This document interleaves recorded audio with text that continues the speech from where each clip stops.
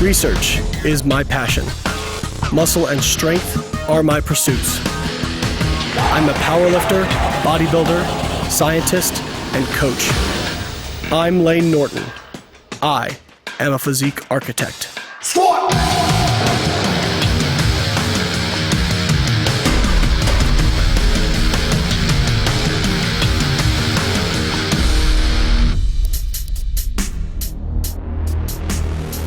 I used to be that guy going into the gym with chicken legs. Why? Because I wouldn't squat. I made up every excuse you can think of as to why I shouldn't squat. They're bad for the knees, they're bad for the back, they're hard. Well, I didn't say that out loud, but I certainly thought it. So I used every other exercise I could think of, and my legs were still tiny. One day I had an epiphany. I'm going to squat over 500 pounds for reps, and I will assume I will get big legs from that. After years and years of work, learning proper technique and programming, I did squat over 500 pounds for reps, with a top squat ever of 655 for a single, and my legs are no longer twigs, I'm happy to say. Guys, if you want big legs, there's one rule: you gotta squat.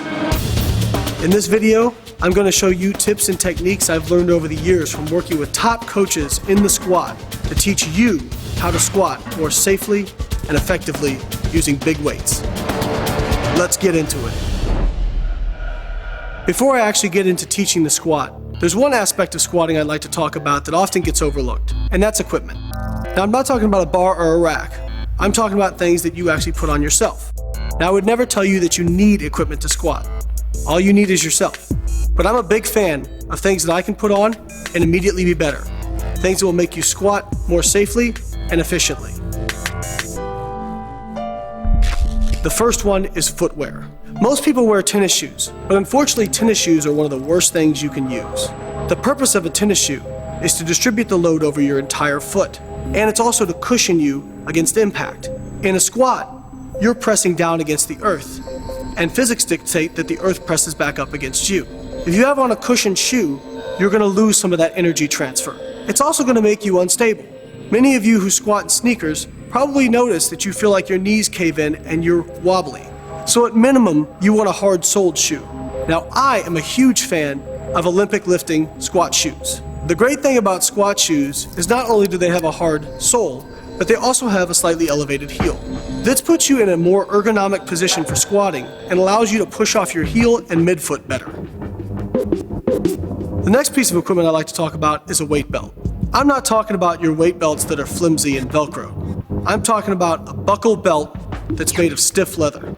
A good belt will give something for your abdominal core to brace against. This will protect your lower back and keep you more upright during a squat. Now, many people ask me, Lane, but if I wear a belt, my core will get less activation and it will weaken my core. That's actually not true. The research shows that wearing a belt, if anything, increases core activation for two reasons.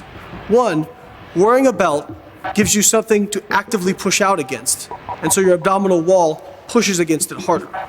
Two, you can use more weight and thus get more core activation. One other thing about wearing a belt is most people don't wear it properly. They wear it too low. It is not meant to go around your waist. It is meant to go around where your abdominal wall is going to push out during a squat. So I prefer to wear it a little bit higher than most people wear it. As for what kind of belt, I just recommend buying a belt from a reputable company that is either 10 or 13 millimeter that's 4 inches thick. Another piece of equipment we should talk about is knee sleeves and knee wraps. I personally prefer knee sleeves for a multitude of reasons. The biggest of which is that knee wraps simply take too long to get on and off. They'll slow you down during your workout, and further, there is some evidence that placing that kind of pressure on the patella may not be optimal. Also, when I'm using weights, I like to know that I'm moving the weight, and I'm not getting a PR just simply because I wrap my knees tighter. With knee sleeves, you get a consistent pressure each time that's repeatable, and they're easy to get on and off. They still warm the knee joint and provide some level of protection. The next piece of equipment I recommend isn't really equipment, but still important nonetheless. Good chalk. Now, people might say, what the heck do you need chalk for? As we'll discuss coming up, bar position can make a huge difference, and in a low bar squat, chalk can help keep the bar on your back and keep it from rolling. So I recommend getting a good block of chalk and using that to help keep the bar in position on your back while you squat. The last piece of equipment I want to talk about is wrist wraps. For those of you who do high bar squats, wrist wraps may not be necessary. But for those that prefer a lower bar position, wrist wraps are extremely helpful. Wrist wraps will help keep your wrists straighter and prevent elbow and wrist pain from squatting in a low bar position. One mistake people make with wrist wraps is they usually wrap too low. They wrap below the wrist joint. You want to wrap above and below the wrist joint. This will provide more support for the wrist and keep it in a better position. One of the most overlooked aspects of a squat is the setup. I see so many people get under the bar and just rush right into it. You should have a consistent, pre-planned plan that you repeat every time you go to do a squat. You want to get yourself underneath the bar and in the proper bar position, whether it be low bar or high bar. You want your feet completely under the bar. Remember, your midfoot is your center of gravity. When you're ready to squat, take a large breath in, brace your abdominal wall, and unrack the bar. The easiest way to do this is to squeeze your glutes forward, and this will simply pop the bar right off the rack. I recommend against quadding the bar out of the rack. That is simply where you bend your knees and try to use your quads to take all the weight. Use your biggest and strongest muscle groups, your hips, your lower back, your hamstrings, and your quads to unrack the weight. Most of you out there are probably used to a high bar position. A high bar position is where the bar sits on top of the trapezius muscles. A low bar position is where the bar sits about 2 inches lower on top of your rear delts. So what are the advantages and disadvantages to each? A high bar squat usually makes it easier to stay in a little bit more upright stance for some people. It also is a more comfortable position.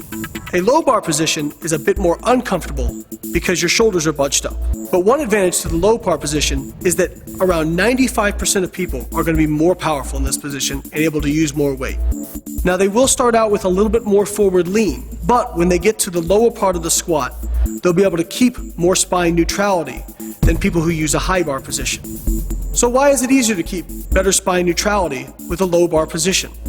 Because the bar is further away from your pivot point, your hips, there is more torque on your lower back when you hit the bottom of a squat. By using a low bar position, this reduces the amount of torque on your lower back. So how do you know which one is better for you? I recommend trying both. But in general, people with shorter legs and longer torsos are going to be more able to use a high bar squat position. Whereas people who have longer legs and a shorter torso are probably better off with a low bar position, as this will reduce the amount of torque on their lower back when they lean forward.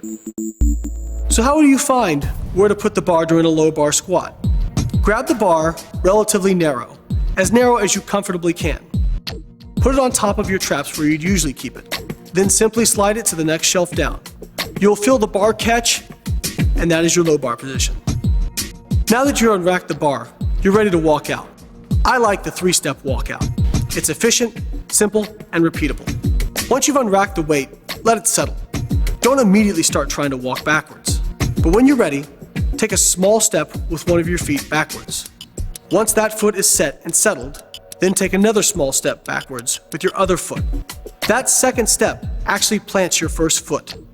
Then, with your other foot that you took the first step with, take a small step back to line it up with your second step. Once your feet are in position, you can adjust your stance width slightly. Again, I don't recommend a super wide or super narrow stance. I recommend a stance that you would be in if you were going to do a standing jump. The last thing I want to talk about is toe point position. You don't want too exaggerated of a toe point. If you're anywhere near 45 degrees, it's too much. But an easy way to find out where you probably should be, once you're in your squat stance, squeeze your glutes and your feet will rotate naturally. Wherever they wind up, that's probably your optimal position for your toe point. Now you're ready to squat. The first and possibly the most important aspect of squatting is simply breathing. Most people don't take in near enough air. So the first thing you want to do once you're in position is take in a deep breath, as much air as you can get. If you do not breathe deep enough, you cannot brace as hard, and thus makes it more difficult to maintain spine neutrality during a heavy squat. Now many of you have been told, breathe in on the way down on an exercise and breathe out on the way up. It's completely wrong. You can generate your most force when you're holding your breath. Now what do I mean by bracing? I'm not talking about flexing your abs. I'm talking about once you pull your air in, push out your abdominal wall as much as you possibly can. If I was going to throw a punch and hit you in the stomach, what would you do to prepare for that? You would brace. You want to do the same thing when you squat. Many people just say, just arch your lower back. But that's the wrong cue when you squat. Your abdominal wall is what stabilizes your lower back.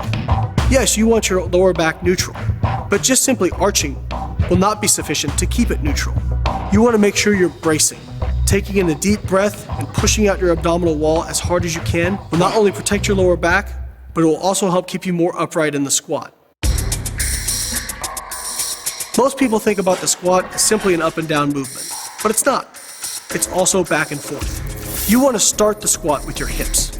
You want to start by driving your hips back and sitting down between your legs.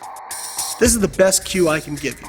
By using your hips and glutes, you're recruiting your biggest, most powerful muscle groups and joints. Once you've achieved depth, if you're braced correctly, you should start to come up on your own without even having to think about pressing. But as you start coming up, don't think about simply just pushing up.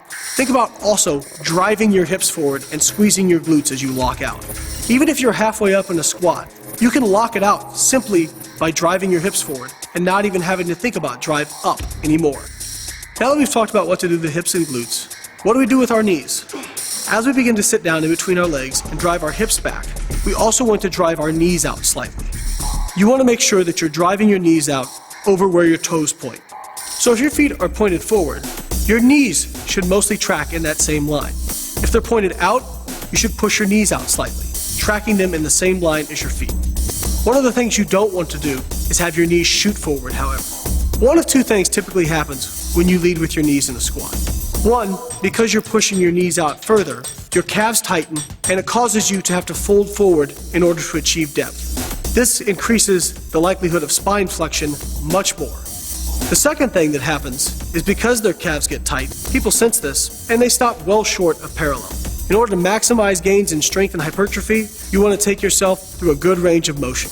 By keeping a more upright shin angle, this is going to help save your knees and put less torque on them. We talked about squeezing our glutes forward. One benefit of this is this pulls your glutes into alignment with your spine and also pulls the bar completely into alignment with your body. Now your lower back isn't just supporting the bar, your entire skeletal structure is. As you finish the movement, lock your glutes out so that it pulls the bar back into alignment again. The last part of the squat execution is talking about back angles. As I alluded to earlier, back angles are going to be very individual. One of the things I hear a lot is people telling other people that they should squat more upright. And while it's true, you should squat as upright as you reasonably can, that is going to be different for every person depending upon their structure. For somebody who has long femurs and a short torso, they're going to need significantly more forward lean to achieve depth and keep the bar over their midfoot. For somebody with shorter femurs, they may be able to squat very upright with very minimal forward lean. The most important part, regardless of how much you lean forward, is making sure you maintain spine neutrality. I've talked a lot about this term, but let's discuss it briefly. Spine neutrality essentially means that your back is straight. Even if you're leaning forward slightly, your back is straight. What you don't want to have happen is go into flexion. Flexion is where you lose the neutrality in your spine and you cave forward. That is dangerous because it places uneven pressure on the discs in your back. Now we're going to get into actually what makes a good squat. The number one thing is making sure you get deep enough. Proper depth means your hip joint will go slightly below your knee joint. I think you should squat as deep as you safely can. For some people with longer limbs, they're not going to be able to go all the way down without losing neutrality in their spine. In that case, they should stop before they get to that point. But almost everybody can learn to do a good parallel or below squat. The next thing we're going to talk about is bar path. The bar path is the path the bar takes as you travel down and up during the squat. The proper bar path is going to start with the bar directly above your midfoot, and it should stay as close to the center of your midfoot as possible throughout the entire movement. That way, the bar is directly over your center of gravity, and you get the maximum force transmission from your feet to the bar. Now, even with a really good squat, you may not have a completely straight line, but the fewer deviations from straight you have, the more efficient the squat is going to be, and the easier it's going to be. This brings me to another point. I hear a lot of people say, never lean forward on a squat. And while it's true you should keep your back angle as upright as possible, this is going to be different for every person. If you have long legs, in order to keep the bar over your center of gravity and achieve proper depth, you must lean forward. Now you want to minimize that amount of forward lean, but you're going to have some. Leaning forward in and of itself is not inherently dangerous. The key is to make sure you always maintain spine neutrality. In this video, I've given you the tools you need to squat heavy, safely, and efficiently. But don't be surprised if you're not perfect the first time. In fact, I promise you, you won't be. I'm learning and relearning every single time. Remember, practice makes perfect. Many of us don't think about lifting as a skill, but it's a skill. And the more frequently you practice it, the better you will get. So even if you're not training heavy, it can still be useful to go in, put light weight on the bar, and just do the movement. Don't neglect your warm-up sets. It's not just for you getting warm, it's also practice. The more times you do it, the better it will be ingrained in your motor pattern. Remember, if you treat lightweight like it's heavy, one day you will treat heavyweight like it's light. If you have any questions about this video or anything I've discussed, please feel free to find me on Body Space and on my website. For more great videos and articles like this from me and other experts, make sure to keep coming back to bodybuilding.com.